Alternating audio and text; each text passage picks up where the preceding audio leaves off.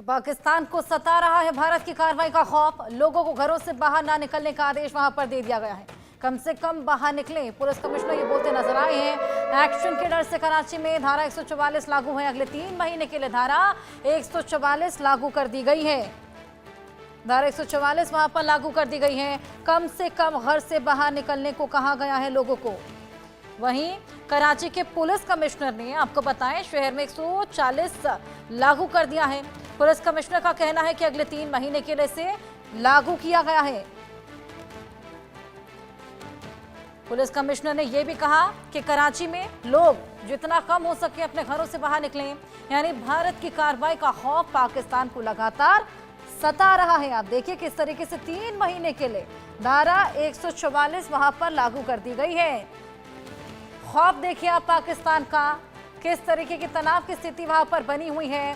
पहले टीटीपी बेले वहां पर लगातार घात पहुंचा रहा था, लेकिन अब भारत के एक्शन से इतना डर गया है। अभी महज डिप्लोमेटिक फैसले लिए गए हैं और इसी से आप देखिए पाकिस्तान की टेंशनें कितनी ज्यादा बढ़ गई हैं। धारा 144 वहां पर 3 महीने के लिए पुलिस कमिश्नर ने लागू कर दी। साथ ही लोगों को, वहां की आवाम को ये बोलते हुए नजर आ रहे हैं कि कम से कम अपने घरों से निकले, बेहद जरूरी हो तो ही अपने घरों से निकले। और इसी बीच आप देखिए किस तरीके से तमाम आतंकी यहाँ पर बंकरों में छुपकर बैठ गए हैं, पनाह ले ली है बंकरों की। और साथ ही तमाम फौजी अपने परिवारों को विदेश भेज रहे हैं डर के मारे।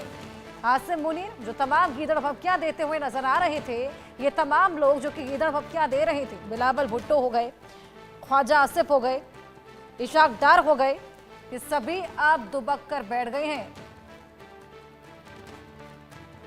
वहीं भारत के डर से पाकिस्तान में टेंशन बढ़ गई है। इस्लामाबाद में रोज बड़ी बड़ी बैठक चल रही है। रोज 2 से 3 मीटिंग कर रहे पाक विदेश मंत्री इशाक डार वही जो भड़काऊ भाषण यहां पर देते हुए नजर आए थे। शहबाज और मुनीर की भी अलग अलग मीटिंग लगातार जारी है। तो बैठकों का दौर आप देखिए किस तरीके से वहां पर चल गया है। डर साफ तौर पर दिखाई दे रहा है। लगातार तनाव की स्थिति बनी हुई है और धारा 144 भी वहां पर लागू कर दी गई है। पुलिस कमिश्नर जो खुद लोगों को ये बोलते हुए नजर आए हैं कि लोग कम से कम ही अपने घरों से निकलें। वहीं रोज वहां पर बड़ी बड़ी बैठकें भी की जा रही हैं। बैठकों का दौर लगातार जारी। हालांकि भारत इस बार मुंहतोड़ जवाब देने के लिए पूरी तरीके से तैयार है। जिस तरीके से कायराना हरकत पहलगाम अटैक के दौरान की गई, उसके बाद भारत जल, थल और नभ हर तरीके से तैयारी यहां पर कर रहा है। युद्ध अभ्यास भी यहां पर कर रहा है। इशाक डार वही है जो इन तमाम आतंकियों को फ्रीडम फाइटर बुलाते हुए नजर आए थे। लेकिन अब आप देखिए किस तरीके से रोज वहां पर बड़ी बड़ी बैठकें की जा रही हैं। पाक विदेश मंत्री इशाक डार तमाम बैठकें कर रहे हैं। शहबाज और मुनीर की भी अलग अलग मीटिंग चल रही हैं। ये सभी गीदड़ भपकियां देते हुए नजर आए थे। तमाम भड़काऊ भाषण इन्होंने दिए थे, वो भी हमने आपको सुनाए थे। 2 नेशन थ्योरी का गुणगान गाते हुए लगातार नजर आए थे। वहीं अब बैठकों का दौर जारी है। 2-2, 3-3 मीटिंग डेली की जा रही हैं। धारा 144 वहां पे पुलिस कमिश्नर ने लागू कर दी है।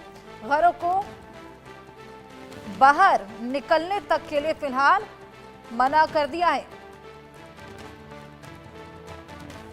हमारे साथ फॉर्मर सेक्रेटरी सुधीर कृष्ण जुड़ गए हैं, उनसे और जानकारी लेंगे, उनसे और बातचीत करेंगे।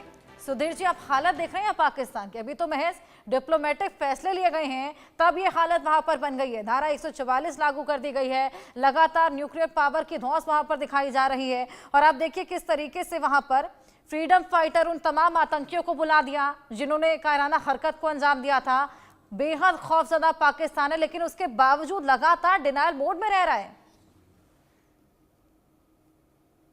ये हादसा जो पहलगाम में हुआ है, उससे भारत में जिस तरह से लोगों को सदमा पहुंचा है और दुख है, वो समझने की बात है। किसी भी देश में अगर ऐसी दुर्घटना होगी तो निश्चय ही जनता में एक तरह से न केवल सदमा बल्कि रोष और दुख की सीमा से बाहर बढ़ सकता है। ये बात जानने लायक है, समझने की बात है।